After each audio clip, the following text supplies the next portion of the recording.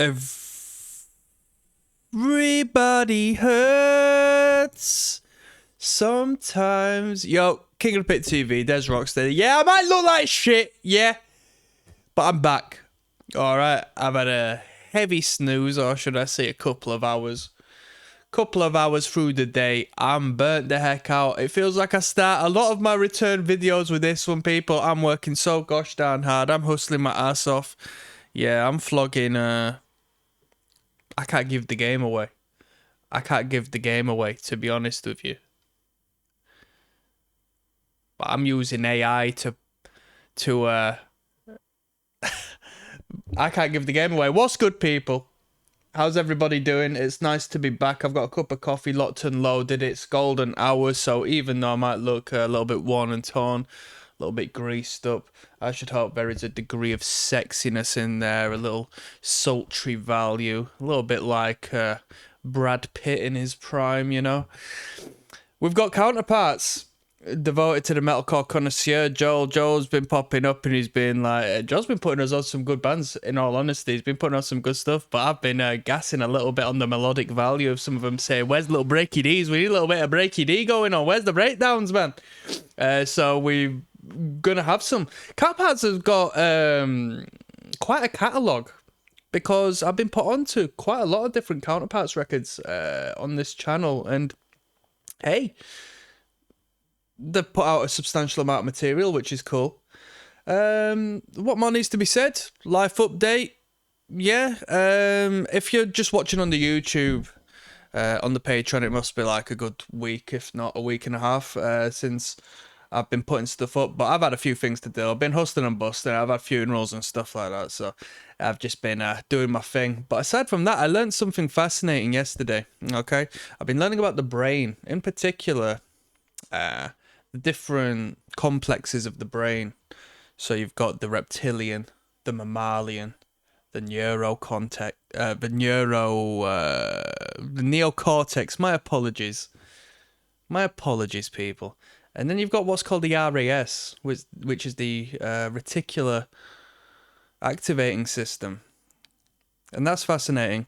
And within the neocortex, i.e. the human thinking brain, right, there's two hemispheres. There's the left and the right hemisphere, and one side, the left-hand side of the brain, associates a little bit more so with, you know, logical, rational, scientific-based thinking and perspective, whereas the other side of the brain associates a little bit more with the emotional value and, you know, so on and so forth.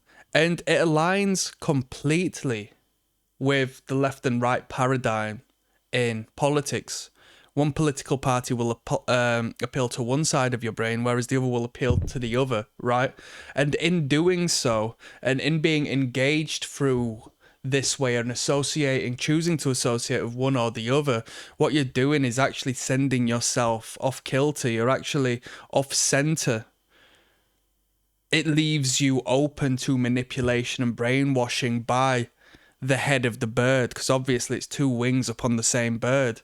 So they will use that to essentially weaken your psychology outside of your own awareness, and then utilize which path you've chosen to, you know, use and abuse you in that particular way. So people who are associating more so with a particular side might be more open to a submissive nature, be willing slaves per se, and the other side might be more available to kick up a fuss and start a riot and do all of this. Whereas if we perceive straight down the middle and observe both sides and open our eyes to the both of the reality, that is how we you know, manifest the material that we want in this life, and elevate our frequency to that which is of God. Now, let's keep on moving. Love Me, track number 1. This goes out to the metalcore connoisseur. One love, my people. Joel's been sipping on a couple of Guinnesses as of recent. I wish I could have. Between you and me, yeah, I had a couple of cans earlier, but I slept it off. Come on now. I need a lovely lady. I'm seeing a lovely lady, but I'm walking a tightrope, because I like independence, and I like the product, the productive value of having so much time alone. But you know, she puts me on a straight and narrow, you know. So here we go. That's a little bit about me. Let's keep on moving. I hope everybody's blessed. I used to watch a YouTuber who smoked a lot of weed, and he started off with, hope you're chilling, hope you're good, hope you're high. And then he stopped uploading because I think he got nicked. He was from London, and he used to do, he looked like a crackhead. He used to do shout-outs on YouTube all the time. He did one for me. It's like a decade ago. Called J-Merp, J-Merp's Funhouse.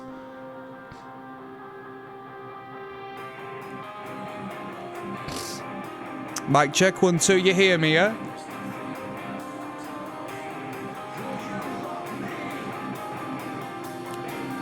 When there's nothing left to love.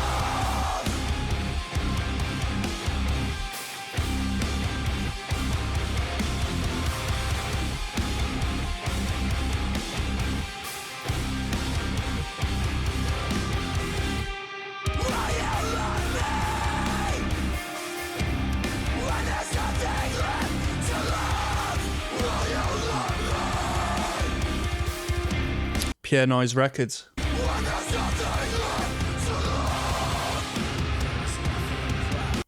Must be the same tuning as what Malevolence are in. The production is somewhat alike. I don't follow Malevolence, but from what I've heard of like a couple of their breakdown sections, it doesn't sound too far different. You know, the guitar tones and the production of the guitar.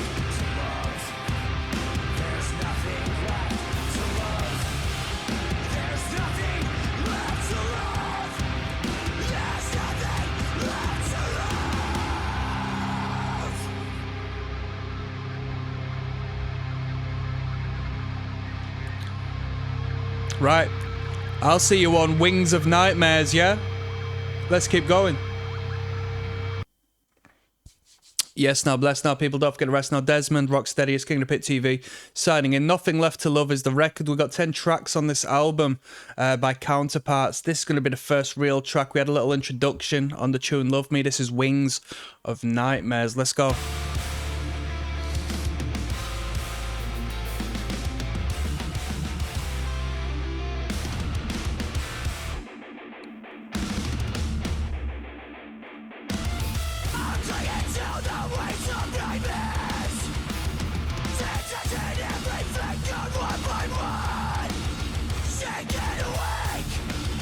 For the readers out there who are obviously ever so fascinated about what I'm reading at the moment, I pulled this. We've got like 3 libraries dotted around city centres here in England. Little free libraries where you'll put a book in and then you can like grab a book. I mean, truth be told, sometimes I'll just take a book without giving one. I get the value out of it. I'm going to drop off about 20,000 Harry Potter books in due time from my youth. So hey, maybe some of it's worth something. And I picked this up. The Crowd, Study of the Popular Mind, and somebody's just printed this off. Somebody has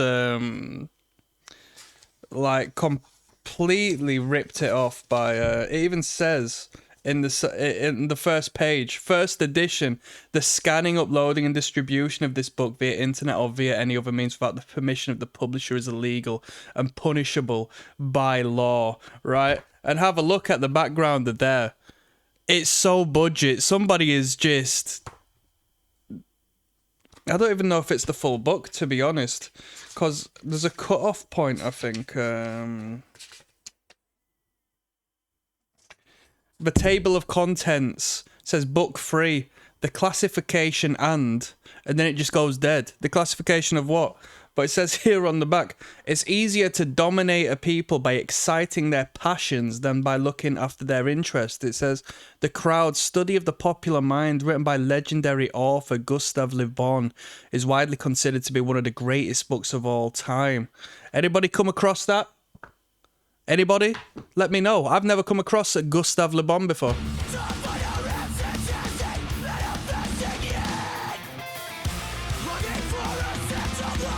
I also came across the Prince Charles biography.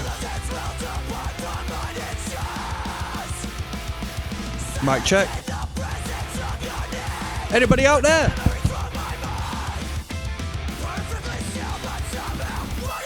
Come on.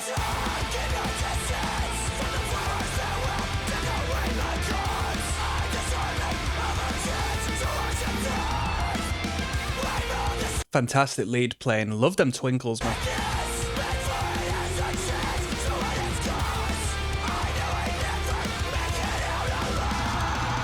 I got to give some prop to the sound engineer as well. I mean, to have such a reverb-heavy guitar line and not have it just sound like shit. I don't know how these lot do it. I don't know how these sound engineers do it. You know what I mean?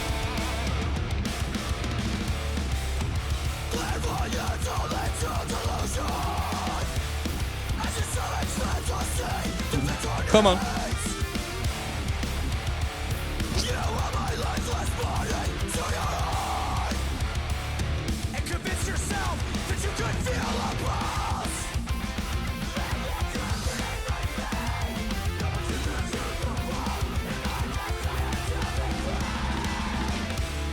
Beautiful. Flirts on the line there of lead guitar and guitar solo, don't you think?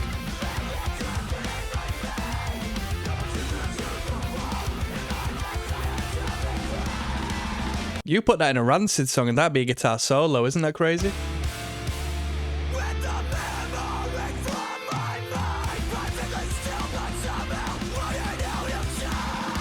Little ladybird on my window. Life is good.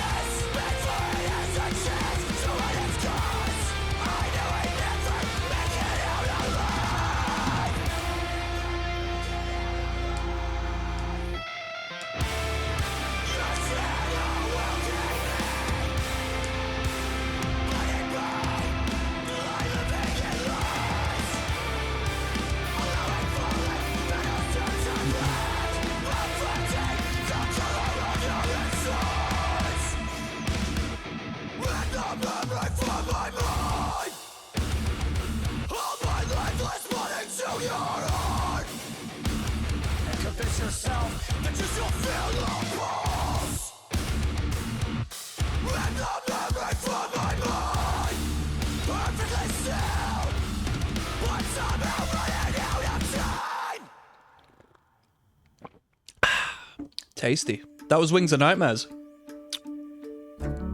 Good tune. Good tune. Great contrast between melody and brutality. What more needs to be said, honestly? Paradise and Plague, P&P coming up next.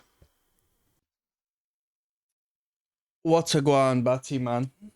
Nothing Left to Love, track number 3 of 10. Paradise and Plague. Gangster, gangster. Yo, I got something to say about hardcore and mosh music, right? Controversial opinion. There's a front man of a band, and the band is in high esteem, high regards. Quite a powerful entity fronting this band. And now he's become a bit of a fan of the music and he just moshes to a lot of bands now.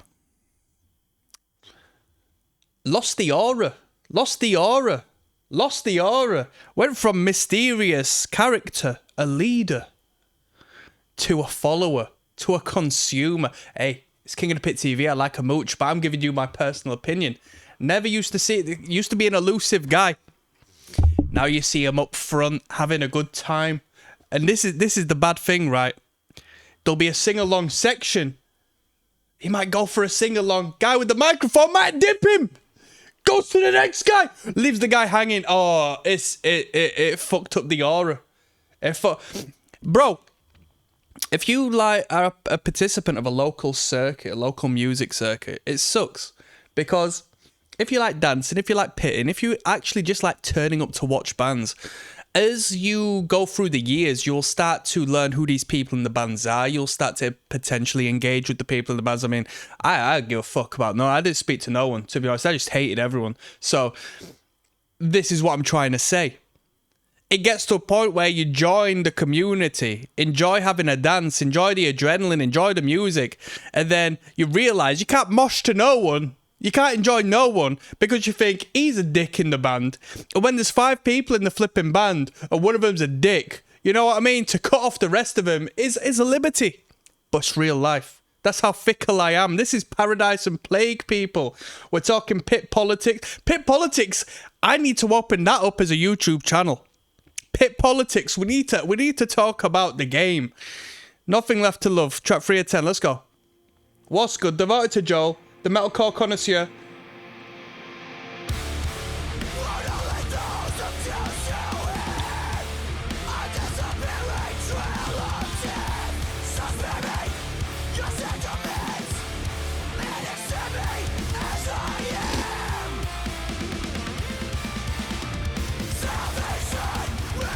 Let's put some respect here. 2019 Epitaph Records, but previously released by Pure Noise, so potentially this is a remaster of sorts. We've got mastering engineering and the mixing engineer by Will Putney. Shout out to Will, done a decent job. We've got publishers here. And funnily enough, you've got their associated organisations, which you don't normally see too often. SOCAN, which I'm unfamiliar with, but I'm familiar with ASCAP. We've got Blake Hardman, credits, Brendan Murphy, Kyle Brownlee, Jesse Doreen, some very American names there. Unless they're Canadian. Is this band Canadian? Ah, you know what? I heard that this band was Brazilian. This is a Brazilian band, yeah?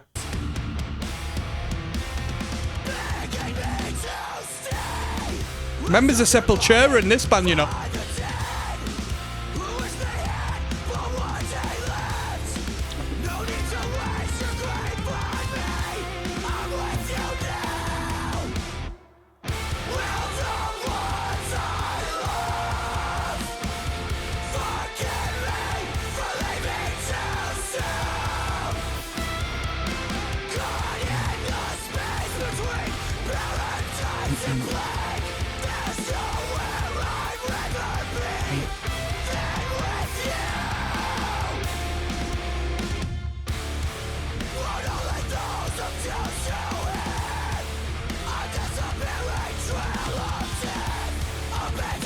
I'm coming with bare controversial opinions today.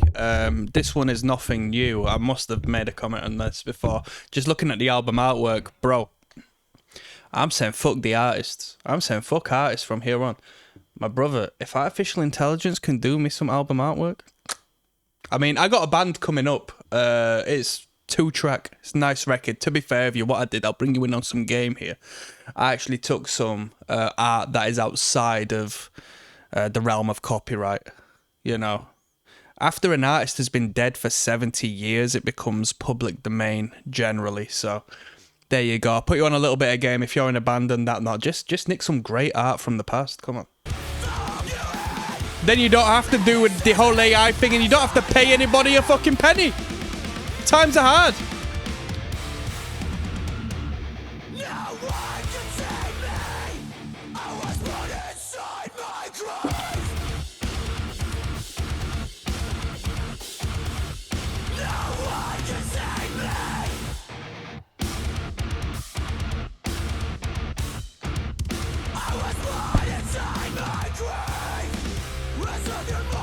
Some nice rhythm there. Ba, ba.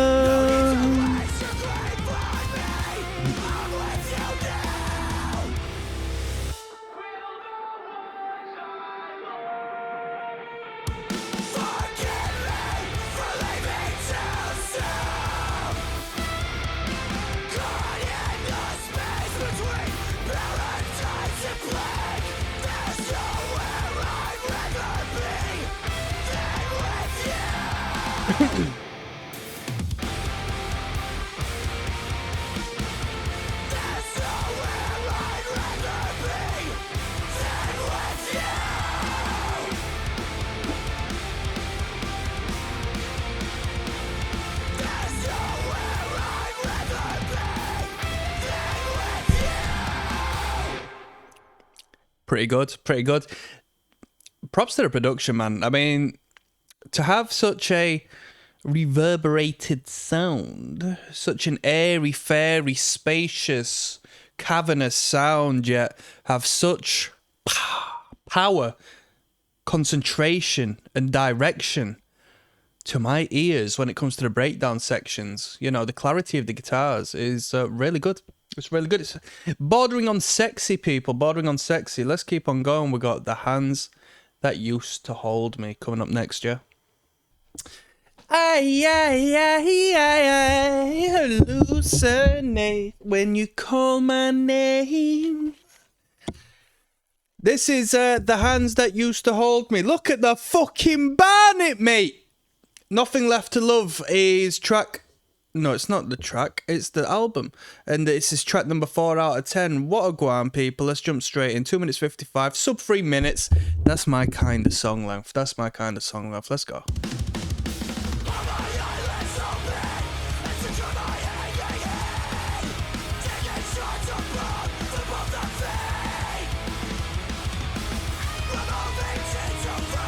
You know what? This band hits it out of the park in what they do because they sound good. They're melodic. They're heavy. But what seems to be potentially the most important part, they create an emotional connection with the people who like the band. People talk about it. People say, oh, they get so involved with the lyrical content and... You know, the whole metalcore thing, which I don't like, really, is... And when I say metalcore, I mean, like, the 2000s metalcore, which this essentially is just a progression of this sound. But, like, the 2000s metalcore where it's, like, there's that poetic value, it all comes across as a bit flimsy, a bit loose, a bit sort of like...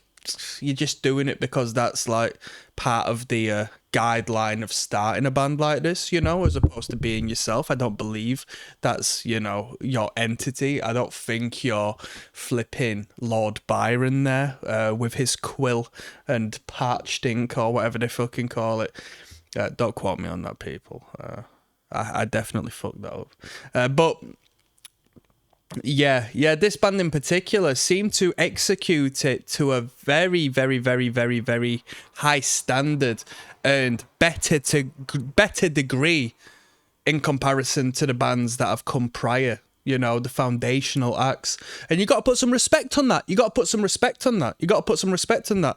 Me personally, I'm not too fussed about all of that stuff. You know, I want to hear some mosh riffs, but, you know, people love it. People quote the lyrical content and, hey, it's about connecting with the audience, isn't it? It's not about who's got the best guitar work. It's not about who's got the best mosh riff. It's about... finding a means of engaging with the audience, and then you establish a fan base, you know? Whether you intended to or not.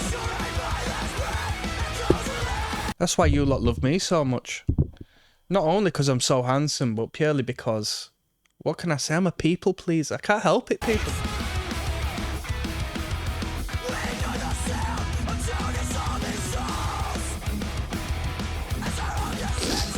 Let's go. Someone says 210 best riff of the album, and someone says easily. Someone says that's facts. 2 minutes 10, yeah?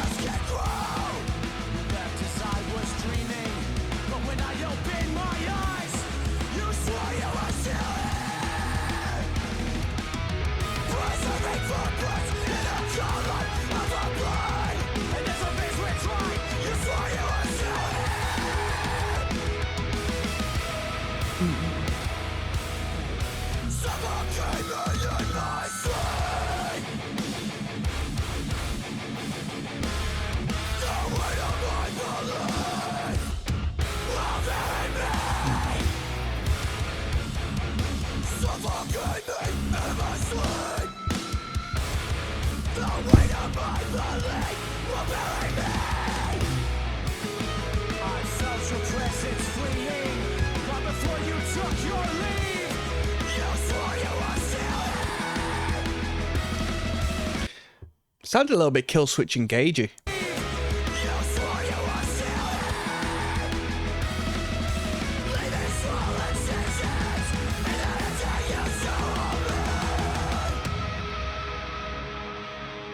Best riff on the album is coming up, by the way, people. Let's find out. So the people agreeing best riff on the album. Is it going to be a lead guitar lick? I reckon it's going to be a lead guitar lick with a lot of reverb. All right. I don't think it's going to be a breakdown. Don't think it's going to be a two bomb. I don't think it's going to be... Yeah, I reckon it's going to be a nice melodic moment, you know. Nothing abnormal to what we've heard, but, you know, a good riff, you know. Good lick.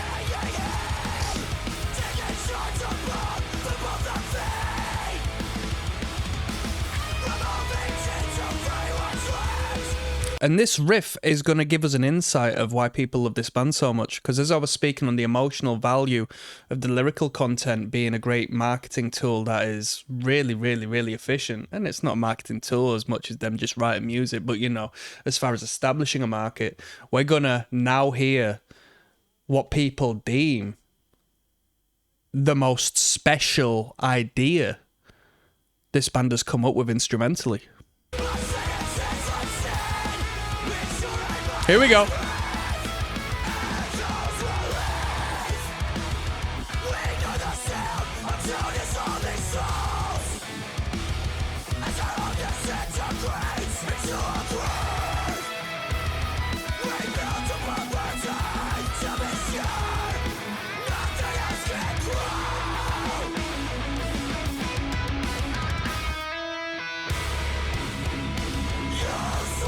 Each to their own on that riff.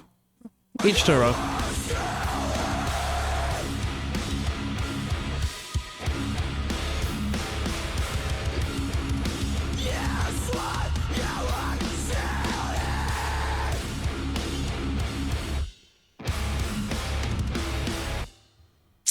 Radical. Mom, can you come pick me up? I'm scared. Boom! That was radical. That was the hands that used to hold me.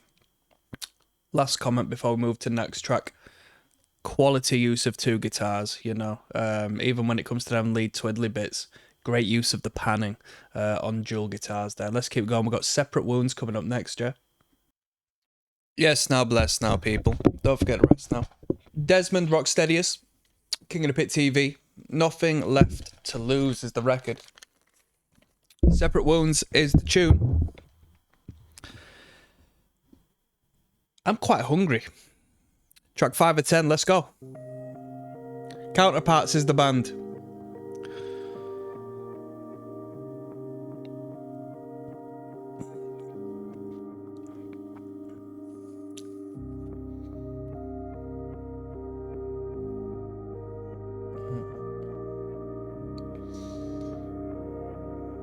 A kitchen knife through the hand.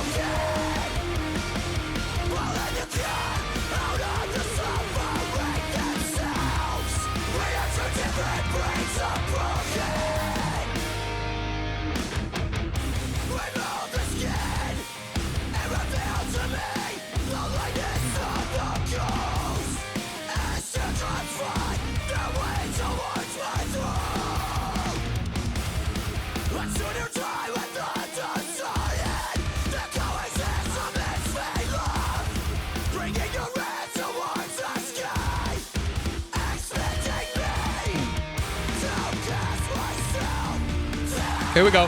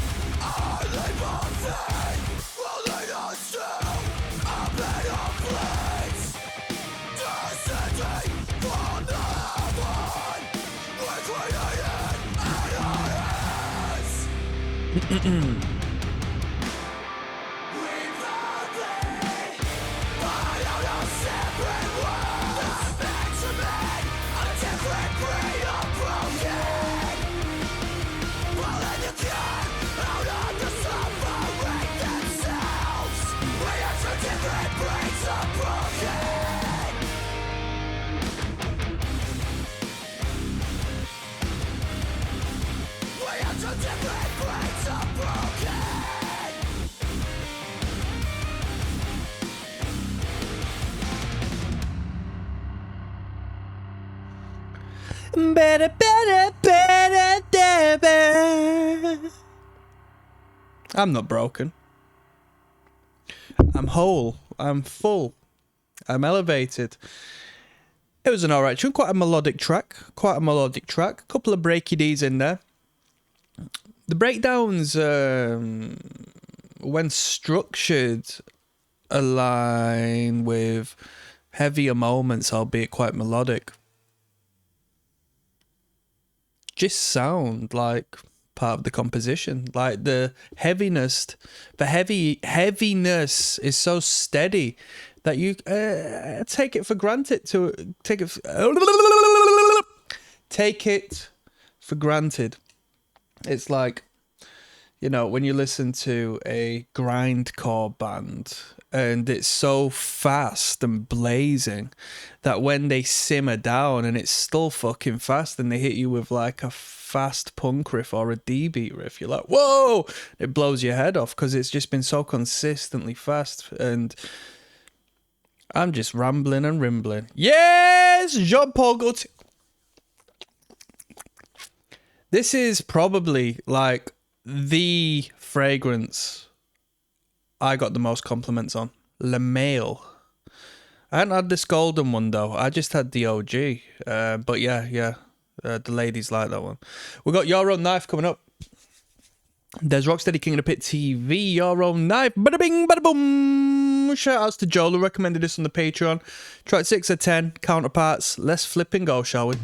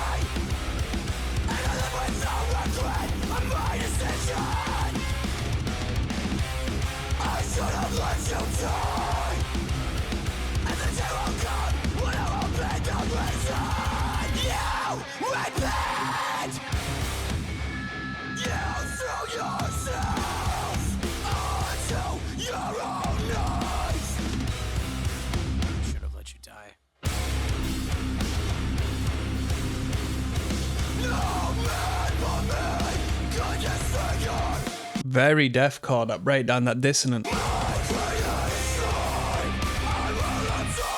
In the related, we've got Brendan Murphy from Counterparts doing his 11 heaviest metalcore breakdowns. That'd actually be quite fascinating to listen to. That's quite good. We might watch that another time and then follow up with them breakdowns. You know what? I would like to put Parkway Drive on there. Controversial opinion, maybe. But I would like to put Parkway Drive somewhere in them breakdowns. Which breakdown I would choose, I don't know. That's it. And then, you know, if metalcore counts as metalcore, you know, as a whole, we'll put some flipping all out war on there. Archangel. Come on now. Kickback.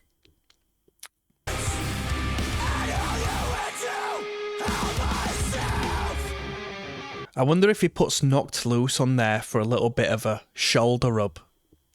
A little bit of politics, a little bit of marketing. You know, there'll be a degree of political value there because these bands are playing with some great bands. So you'll shout your mates out, will you?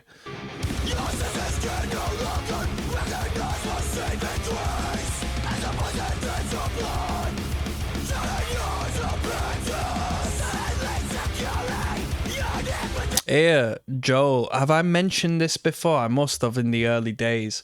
But when YouTube was young and fresh and sprightly, and there was like breakdown compilations, number one breakdown all the time was Stiletto by a band called Symphony in Peril. You come across that one? Perhaps you have done. I think we may have referenced this like a year back now. Yeah. Nobody knows of that one no more, but there you go. And then there's the top 5 gayest breakdowns compilation on YouTube. Search that one up, and it's led by the hardest, gayest breakdown of all time, which is Thick as Blood. What's the track? But yeah, it's fucking hard.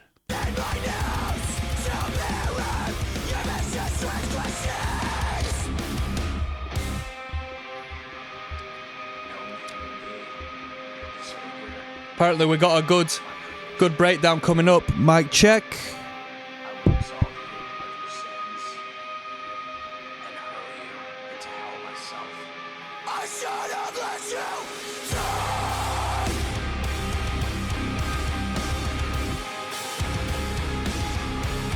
I should have let you die. I should have let you die.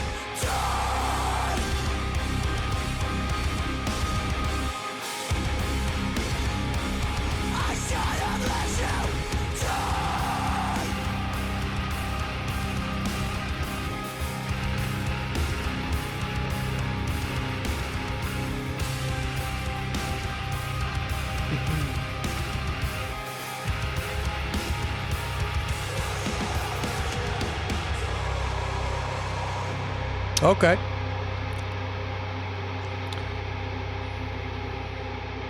Heavy, catchy, rhythmic. I don't know if that would have sounded better without the ocean of reverbed guitar in the background. You know, if we just left it as the concentrated breaky D. Cherished, track number 7 coming up next. Let's keep going. Yes, now bless now people. Don't forget the rest now. There's ROCKSTEADY at King of the Pit TV. Signing in with a little ditty entitled Cherished. Okay. Apologies for the grease today, people. I'm struggling. Oh. This one is track 7 of 10. And we're listening to Nothing Left to Love on this Counterparts album.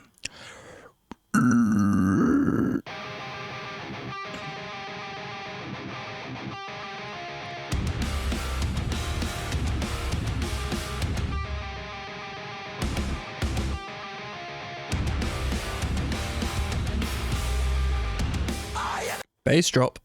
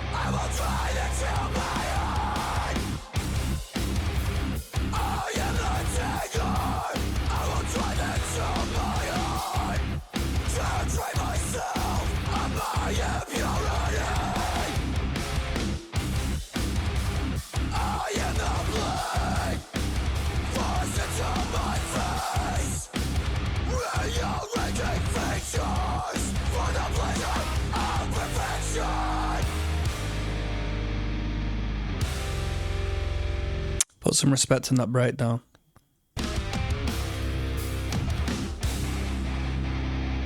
I think this is the best breakdown on the album so far.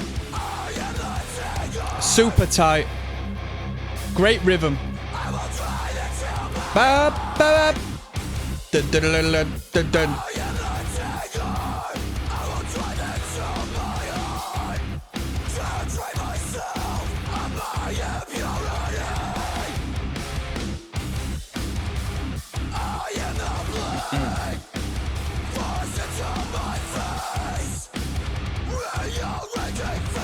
The tightness of it and just the straightforward E-chug reminds me of the likes of Born of Osiris, August Burns Red, perhaps, you know?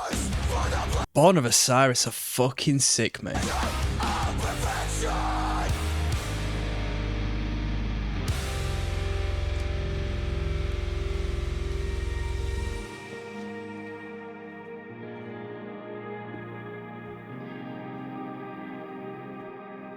Sounds like While She Sleeps.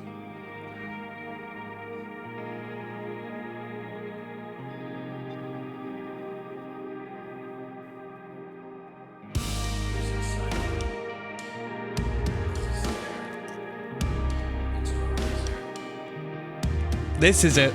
This is bringing it back. This is the music I used to love. This atmosphere. Alexis on fire now, that guitar work.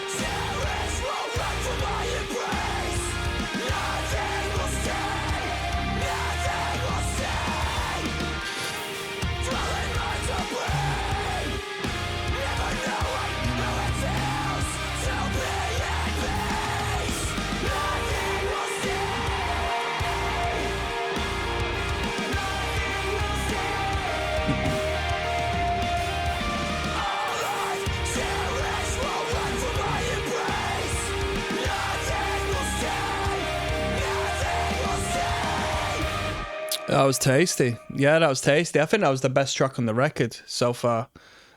Definitely. I think that was the best track of the record. Loved the breakdown. Loved that clean section at the end. It was really good. Yeah, that was really good. Really good ideas in that one. We got Imprints coming up next, track 8. There's ROCKSTEADY, King of the Pit TV, signing in. Listening to Counterparts, Nothing Left to Love. This entire listen through goes out to my friend Joel, who I call the metalcore connoisseur. Essentially, the majority of metalcore upon this beautiful channel of ours has been devoted to Joel. It's been recommended by Joel. So, you know, if you're a fan of these style of bands, then don't thank me. Thank the man, the legend himself. Let's jump straight in. This one's Imprints, track number 8 of 10. Let's go.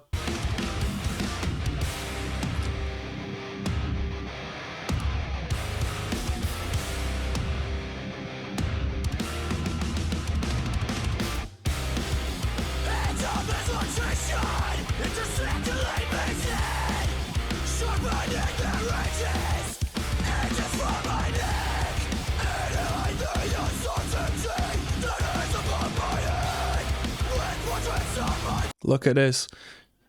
Jack Owns You 44 says this band really drops a 9. I like how he's gone 9 out of 10. He said, not perfect yet. 9 out of 10 will do. I like this Jack guy. He's like me. He doesn't want to give it the full rating. He likes to leave a little bit of room for maneuver. Put some respect on this guy. I'll give you a thumbs up for that. This band really drops a 9 out of 10 album every 2 years. The hard work continues to show. I highlight this comment in particular because it's true. There's nothing worse than a band that is like so focused on perfection. It's like, just fucking put some music out, man. No band in the history of ever has been on the right side of history given they've released limited material. All of the bands that have become great during their time whilst they've been here, not like some cult following, once they're dead and gone, but the bands that have established fantastic careers have been consistent. They've all been consistent. They've all just put music out, They've been regular with the performance and regular with the studio action. Too many bands out there just like, oh, we need to get back to the studio. It's been fucking bare long since the last record, and it's like, well, do it, you know? It's my personal peeve. I like creativity, you know. I want my bands to be creative. You're the creators. Let's say I'm a consumer, which I am. Like, we're listening to music together. We're consuming the music. If we enjoy the music and we're consuming the music, it's your job to fucking create, because I'm doing my job. You know what I mean?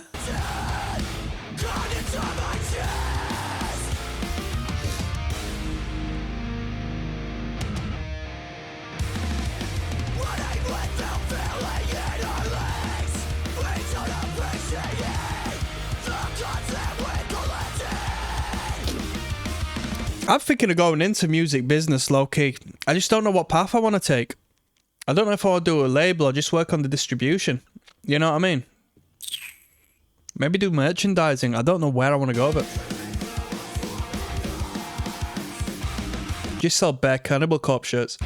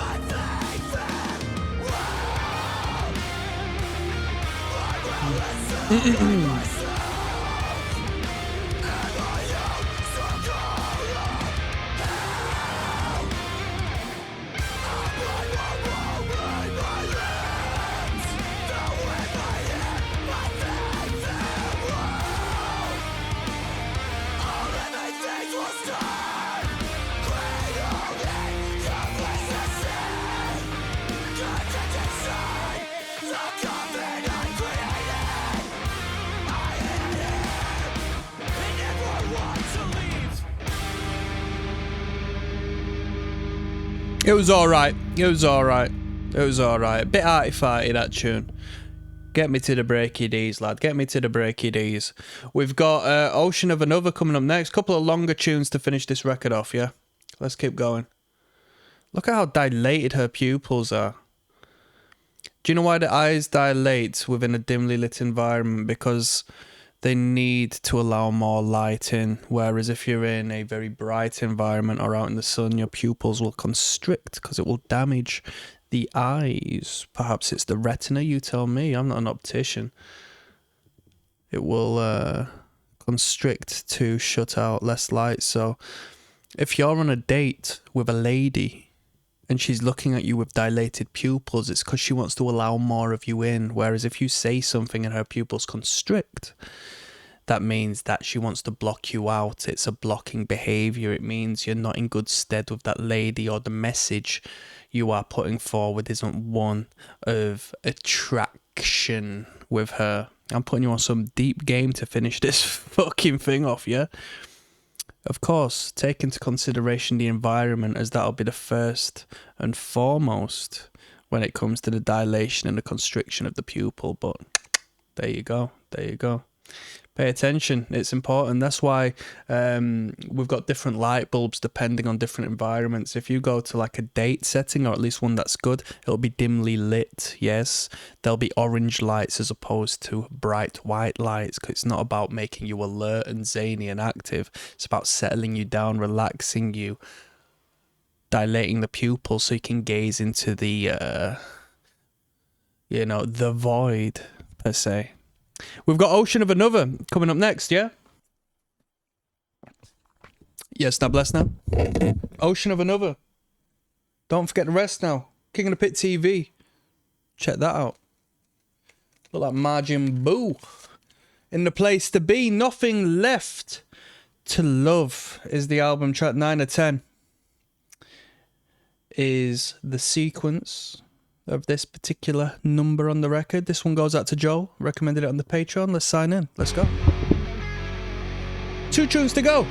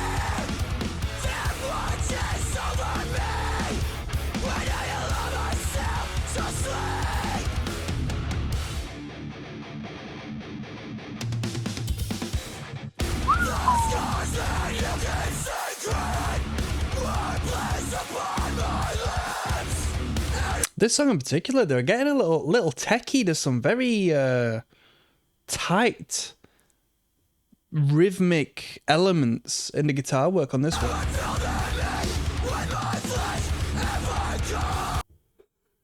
NGL.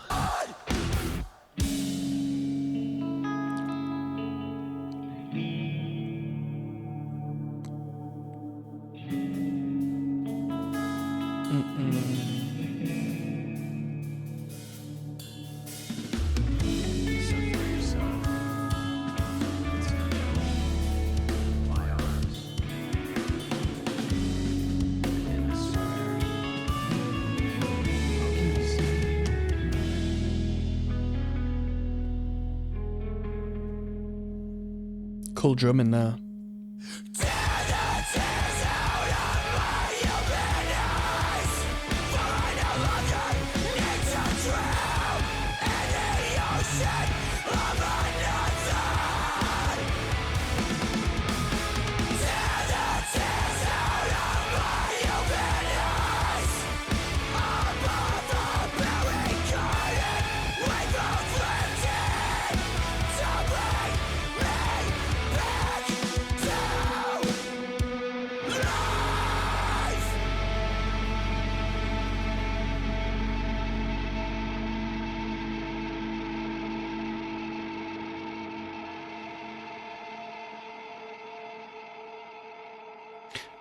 Imagine if instead of Nothing Left to Love, it was called Nothing Left to Shag. Think about that one for a moment. I think that's what the original title was, you know? Nothing left to shag. You're just shagging too much. And so this is an expression of his, you know, disdain for the reality that is. Fortnite. Oh, you get Superman on Fortnite now. I never played Fortnite. I fucking wish I could. You know, that's one of them games. Bro, I'll see you on the next track, yeah? Where we're going to talk video games. There's ROCKSTEADY King of the Pit TV signing in. Did you know this album was initially entitled Nothing Left to Shag? Because there's too many top shaggers in the band. Bruh, I just got an advertisement for Fortnite, yeah? Because they got Superman in the hecking game now. Bruh, I'll tell you what, right? Fortnite seems to be one of them games, if I had opportunity to play, I'd drill the fuck out of it. I seen they got Nicki Minaj and a big old Batty in there as well. I'd be playing with one hand, me. Do you know what I mean? Honestly though, Fortnite is one of them games where I think I would just drill the heck out of it.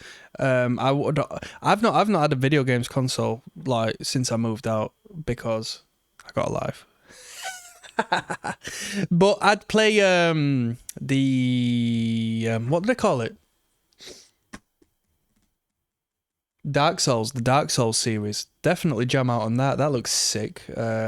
That seems like it'd be up my alley. And I stopped playing video games by the time flipping Zombies COD came out. So I'd go all the way back in the past and start drilling zombies, to be fair with you. But I heard it's not as good when it's like single player. Because I used to jam out on it when I was with my mates and stuff. And it was a lot of fun. Smoking bud and playing zombies was fucking hard, mate. What else is out video game wise? Nothing else seems to really catch my attention, to be honest with you. Yeah. Let's finish this record off. Counterparts, Nothing Left to Love, of course, is the title. The last track is entitled Nothing Left to Love. It's the title track. This entire listen through goes out to my good friend Joel. Respect, Joel. Let's go. Oops, let me put some volume on. It's the longest track of the record. So maybe an outro of sorts. But it's got heaps of views relative to some of the other tracks. Oh, no! He says, I love you, Mum. It's almost been a year since you passed. Please come back. Don't fucking kill me, man. My sister Trisha died too. I'm gonna put some respect on that. But fuck. It's heavy, man. It's heavy. I can't be dealing with the emotional weight, man. Life's hard enough as it is, I'm not gonna lie to you.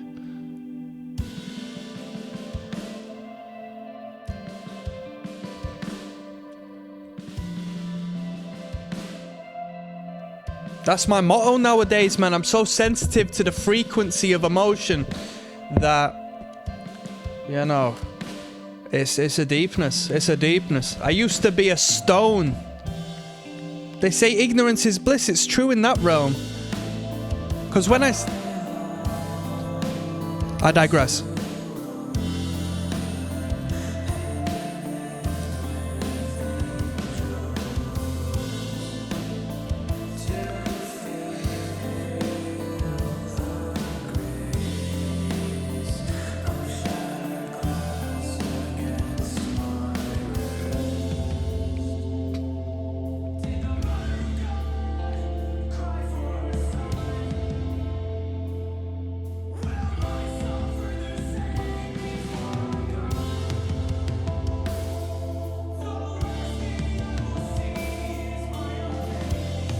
Bro, this is 2000s emo as hell. I like this.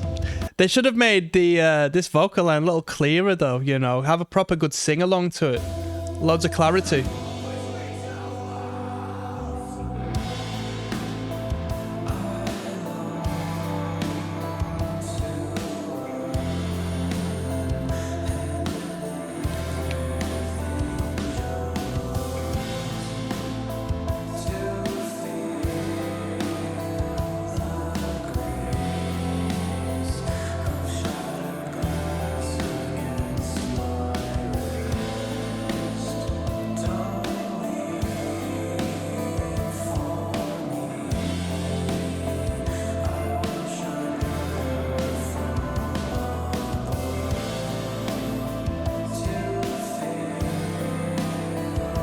This guy says, I have this merch hoodie from They Are Wanna Buy PC Me.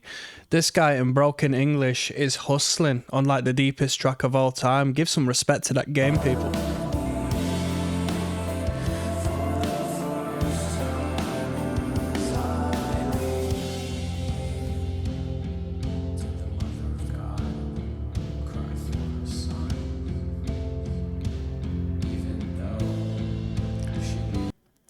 Yeah, what we saying, Counterparts fans? Anton says, judging by how relatively quickly Brendan went from thank God for never being there lyrics to throwing biblical references left and right in this song, it seems that deeply inside he is somewhat religious, but he's afraid to admit it, yet embrace and accept the higher force that be. Okay. Don't have to believe in religion. Don't have to subscribe to a crowd. Don't have to subscribe to a way of being, but elevate your perspective, people. Come on. One of the deepest things I came across recently was a concept that when we pass, our conscious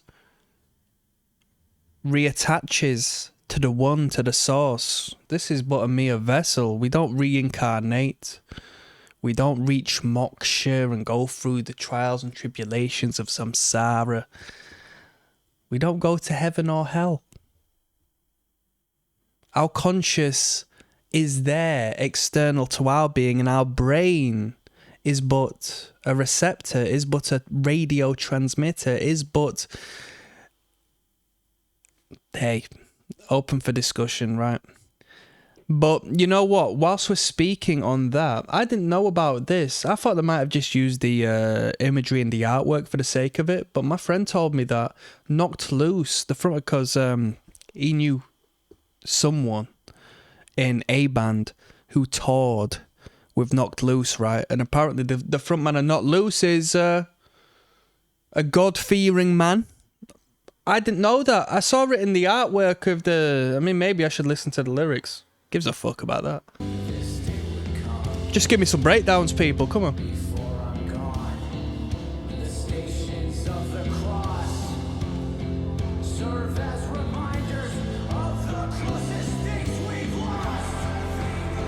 It's nice to have some believers in metal, you know, without it coming across as cringe.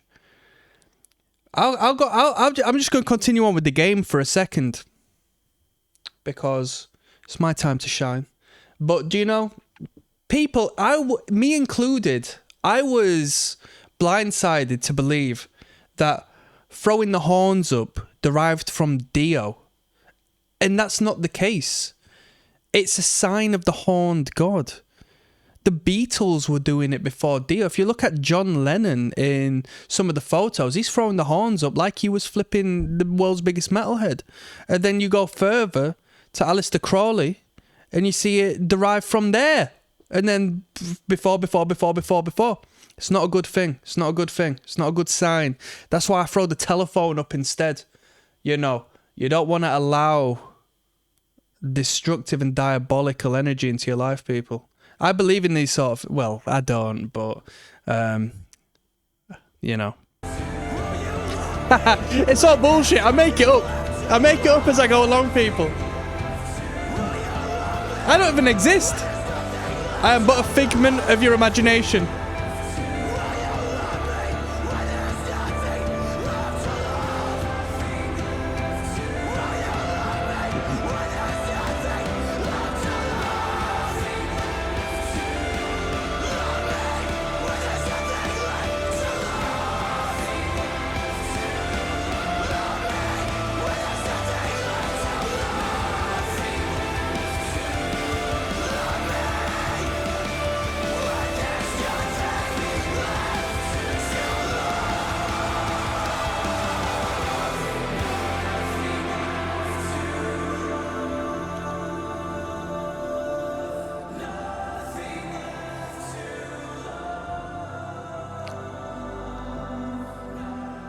This was a fantastic finisher to the record, and it was a great sound.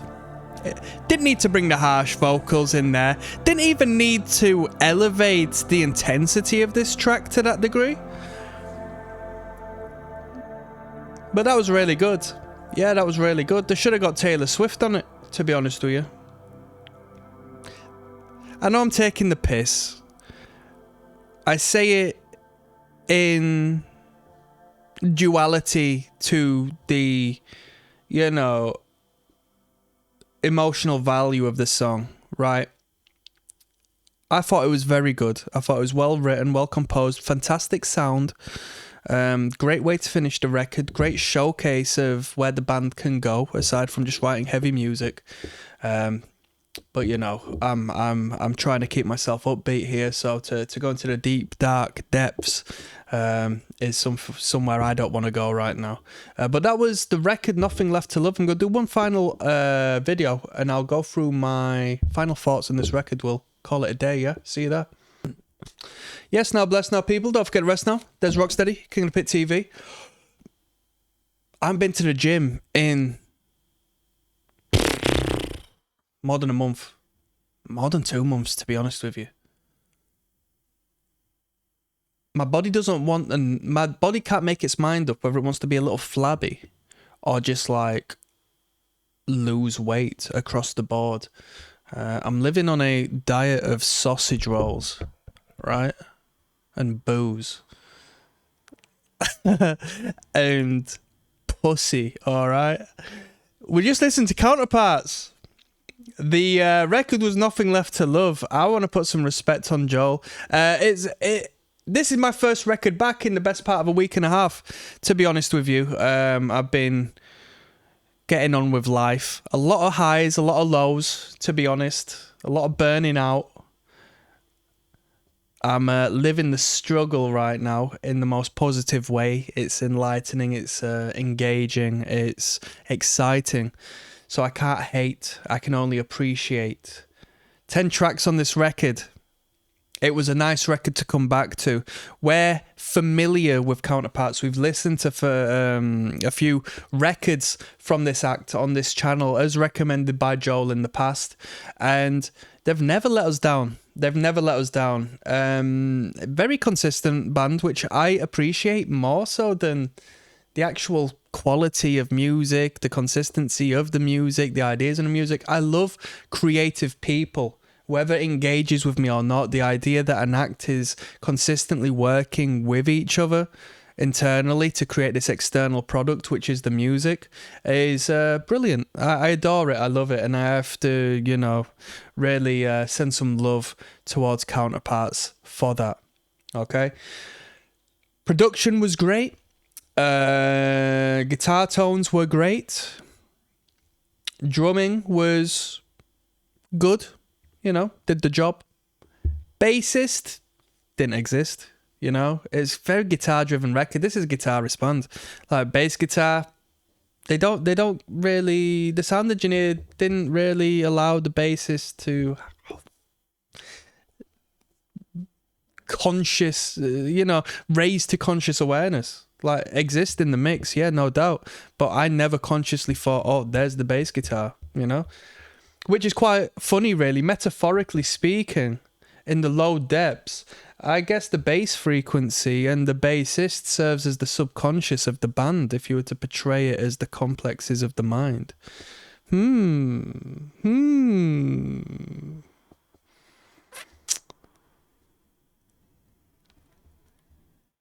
Good riffs, good lead guitars, tasteful lead guitars, good breakdowns, very rhythmic breakdowns, very tight breakdowns, good vocal performance, good clean vocals on this record. Very good clean vocals, in all honesty. Well-structured songs. Very consistent record. We've got no bad songs on this record.